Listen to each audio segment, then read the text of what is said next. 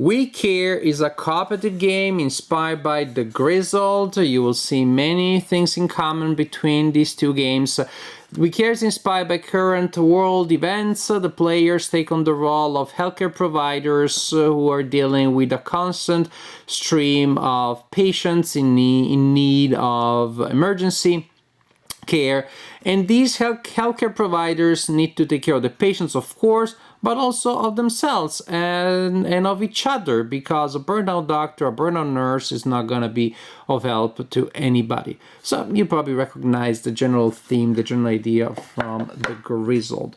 So each player will control a character such as this one, and there are symbols here indicating a special ability of the character. When the character uses the ability, you flip the character to the other side, and the ability is not available again until you use game effects to restore it, to regenerate it.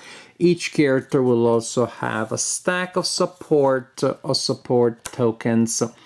There is a deck of infection cards. By helping patients in times of pandemic, the healthcare providers will collect infection cards, maybe more than one. And you don't know exactly how bad they're going to be, because that's what it means to be exposed to danger in a times of pandemic. Maybe it's nothing, maybe it's a lot.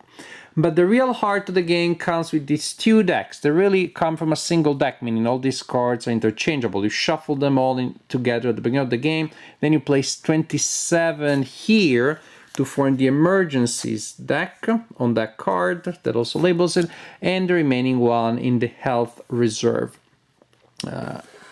on the health reserve card. The general idea is that you will draw cards on this deck. From this deck, you will assign them to the players. The players are trying to play them as much as possible in this area here, which is the hospital area. And some of the cards will go in other locations. The burnout cards, for example, go next to you, and the negative effects apply for as long as the card is next to your character card. But you're playing cards from this deck with the idea of removing them from the game. And if you're able, in fact, to play and remove all these cards to make the clinical trials image visible, because you clear the deck, and there are no cards in players' hands, you win the game. That's how you win the game. However, as you are playing these cards and reducing this deck, hooray!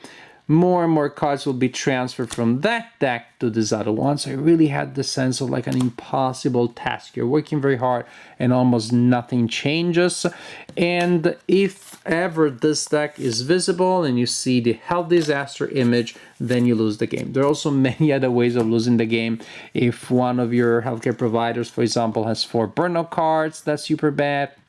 If there are too many cards in hand, and so on and so forth. So, each turn has a number of steps, and you have a very useful player aid here. Actually, since we're talking about that, I need to put a little disclaimer here. There's a game that hasn't really been designed for solitaire play. At least nothing in the rulebook says that you can or should play it that way. And that's exactly how I played it. I played the game solitaire, controlling 3 characters, just like you see here. And I made a little adjustment, and the game works for me that way. So I'm gonna give you an overview of the game in general, as you will play it with other humans, and then I'll tell you my little variant, which really is minimal. If you think that the fact I play the game by myself only makes my conclusions invalid, that's perfectly fine. That's your prerogative to think so. But I wanted to play this game. It's too complicated, too many steps I believe to play with my daughters, who are currently 8 and 10. And the only other person I play games with these days is my wife, who is one of the characters of the game, basically. She is a healthcare provider. She doesn't need a game to be reminded how tough it is to be in the front line every day in times of pandemic. So I thought it would be in poor taste on me. Hey, when she comes home and she's dealt with this all day, hey, do you want to play a game about precisely that? But it's a game that I think can be very valuable for those who maybe don't realize how hard it is for healthcare providers out there. So, since due to the very topic of the game I can't play with my adult friends, I play by myself, and it works that way, in my opinion. So, the many steps at the beginning of each turn. First, you will reveal infection cards, meaning in the previous turn or turns, players may have accrued these infection cards and they form a stack. During the infection step at the beginning of a turn, each player that has infection cards reveals one from their stack of infection cards. And that's, maybe it's okay. You thought you were exposed and you got something, but nope, no problem whatsoever. Sometimes you have a negative effect, a symptom, in which case you simply perform the effect written there. The worst possible thing when you reveal a card, if you get a quarantine, that is, your character is quarantined, basically the character skips the turn, and you place this in the hospital area. This is important because the cards that you place there and you want to place them there, those are the patients you're trying to cure, will have beds indicated on them. You can have only up to 7 beds in the quarantine area, in the hospital area. So by having part of the hospital quarantine, that already takes up 2 beds. Now you can only have 5 bed cards, or bed cards with up to 5 beds. If for any reason, because of game effects, you ever have more than 7 bed symbols in the hospital area, you have an overflow. That is just absolutely catastrophic, because you don't get to remove those cards at the end of the turn. They go back into the deck of cards, and that's just possibly one of the worst things that can happen in the game, other than, I guess, losing. But you're likely to lose if you start getting overflows. Chef of service assignment step is, well, the player recently visited a hospital, takes that at the beginning of the game, then you move this from character to character each turn, and the chief of assignment needs to make some decisions, such as how many of these cards are going to be assigned to players. The first round, there is a fixed number of cards as part of setup. You don't get to decide. After that, the chief of service decides how many cards are given to the players. This is very important, because if you give a lot of cards to players, hooray, then you have a chance of clearing a lot of those. Problem is, if then you fail to do so and these stay in hand, then it's bad, because the number of cards that go from this deck to the active deck is based on how many cards are still in hand. One of the defeat conditions is based on how many cards people have in hand. So that decision, how many cards are distributed, how much risk you're taking, it's a very important one, and the chief of assignment makes that decision. And then is when we finally actually get to play these cards. Again, if you play bad cards or that have these beds, we place them in the hospital. The symbol that we see there is activated at that point and causes negative effects. Here you have a reference. If you want to pause, you see the negative effects that occur when you place bad cards in the hospital. And a particularly tricky thing is, of course, when you must draw an emergency card from the deck, because that means precisely that's one of the ways in which you may overflow.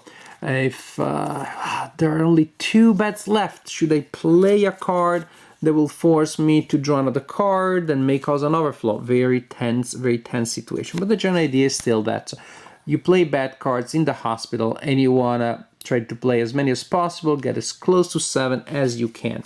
So when it's your turn, you're going to take an action. Again, an action may be you play a card from your hand. If it's a bad, it goes there. If it's a burnout, it goes next to your character. And the negative effect occurs for as long as the card stays in play. There are the cards with beneficial effects, but they're very rare. So one thing you can do during your turn as your action, you may play a card. If you are the chief of service, another action is open to you is screening. Only the chief of service can use that action, and only once per turn. That is once per week. Each turn represents a week. You can remove an infection card that had been assigned to a player. That's what screening does.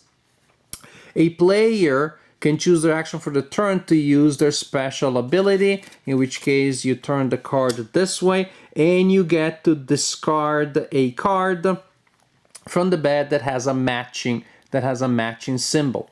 So that would be that. But that again is then used until the character regenerates, so to speak. Or you can choose to rest. When you choose to rest, you choose one of your tokens. You see they have arrows?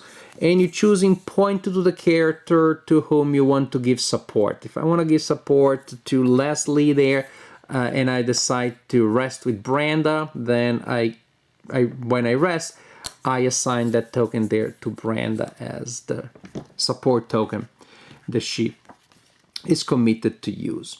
When all the players are done performing their actions, then we have the support phase, when we reveal the support tokens and we see who has received the most. If a character has received majority, then the character gets support, and they get to discard all the burnout cards that are assigned to them, or to discard all of their infection cards, and they also get to regenerate their special ability, remember, in case they used it. If there's a tie, there is no clear player character that emerges with majority of support, then no one gets support, which is pretty bad. Containment is the next phase. It's based on these symbols here, and see how many little houses or hospitals, I should say, they represent.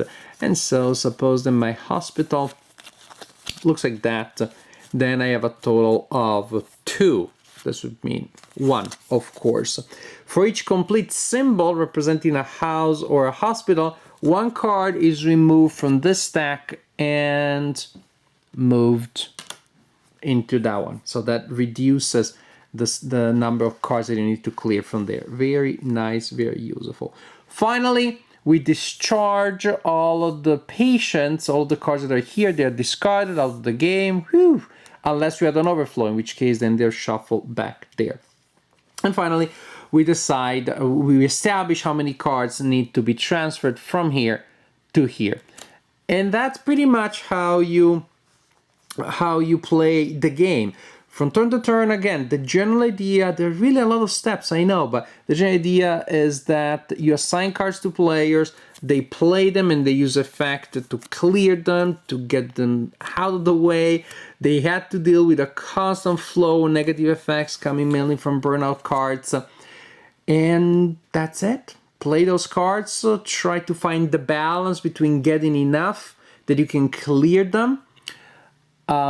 Keep a steady pace, but if you go too fast, you're gonna get too many burnouts that you're gonna lose. If you go too slow, then these will just keep coming, and slowly the negative effects will pile up and make it impossible for you to win. But there's a general idea. If you're able to clear all the cards on the stack, from and from the player's hands, you win the game. One of many other negative situations occur, you lose the game. Oh, I should have mentioned, I forgot, my solo variant. It's that simple. You play with 3 characters, and whenever a character rests, which is they need to place a support, you automatically give support to the player who has the highest number of burned out cards and infection cards. For example, right now that character has a total of 3, that character has a total of 1. If Lei-Wan decides to rest, his support will automatically go to the character who has the most at the moment when they select the support. If there's a tie, or they are the character that has the most, then you choose a random tile. It's that simple. It works because in most cases, characters will give support to characters that you probably will want to give support to, because they're the ones that have more desperately need. And from time to time, there's a random selection which represents human pummeling. And so overall, it works that well too. It works well that way too. This game is pretty powerful when it comes to representation of theme. Just like its predecessor, The Grizzled, was, this one shows you not just the events, but the psychological, emotional toll that those events have on people. And we know in the last year and a half, healthcare providers have been under a lot of pressure, not just, again, physically, but emotionally, psychologically, and I think it's great to have a game that acknowledges that. When I see that so many other aspects of our society seem to have not resonated that, don't seem to have recognized how hard it has been for the people in the front line. It just so happens that, again, in my family, my wife is one such person that has been facing the wave of well, of challenges, to use an understatement. So again, this is not a game that my family needs, so to speak. But for many of many other people out there, this may be an eye-opening experience, maybe a sobering experience. This shows how games, while remaining entertaining, they can also have a certain depth, a certain complexity. They can show really the nuance of very difficult, very complicated situations. So, for the way in which the game implements its theme, physically, emotionally, psychologically, We Care definitely needs to be commended, just like the Grizzled did before. As a game in itself, of course, it is also, well, it has a tested system that works here also very well. I like the effects, I like the interactions of the characters with the unique abilities, with the specific challenges presented here by the hospital that fills up, and you want to fill it up as much as possible. But then you may be pushing your luck because you want to just one extra card, but then may then cause other effects to snowball and cause an overflow. So while the turn, I don't know, sometimes I feel like it had maybe one or two fewer steps. I wouldn't mind. There are moments where the procedure, the turn structure feels a little bit fiddly, no doubt.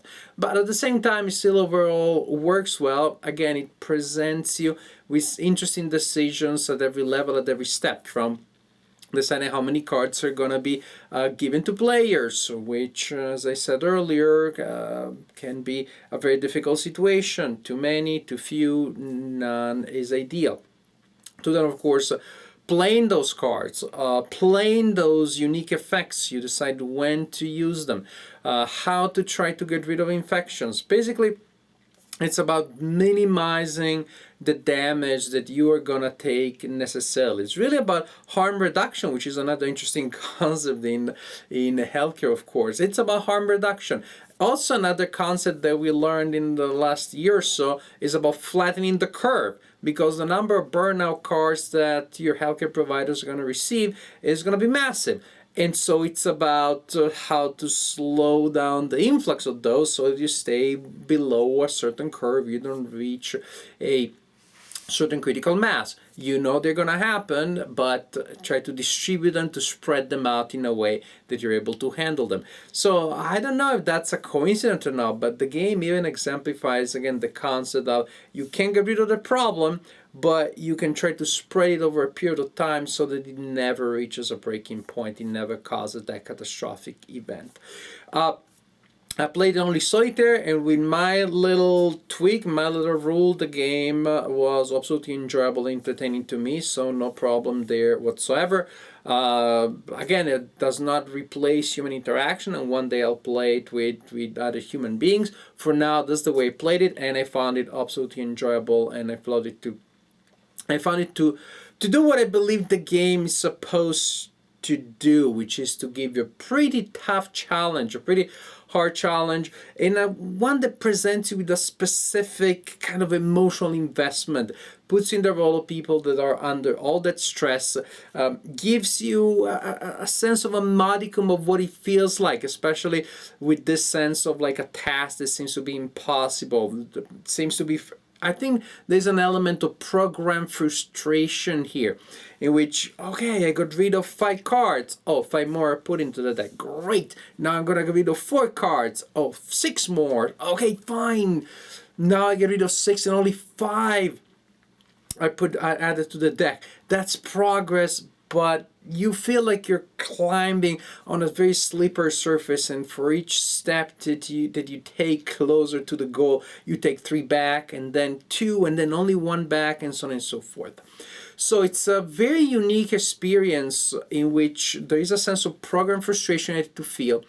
It's gonna make you feel emotionally, morally exhausted, while at the same time remaining a very effective game engine with all the kind of the rules and the strategies and all those elements that we want in a cooperative game. So definitely a remarkable game. I enjoy playing solitaire. One day I'll play with other humans. If you want to play now, try my variant. I think it's perfectly serviceable. Otherwise, I don't know, wait until it works for you. But in general, this is definitely a game that is worth playing, whether you like the Grizzled or not. If you have been around in the last year and a half, this is a game worth playing because it may give you a new understanding, a new appreciation of what has been going on. And overall, I mean, if you just come from another planet, you don't know what a pandemic is, just for the engine itself, it is a game worth playing.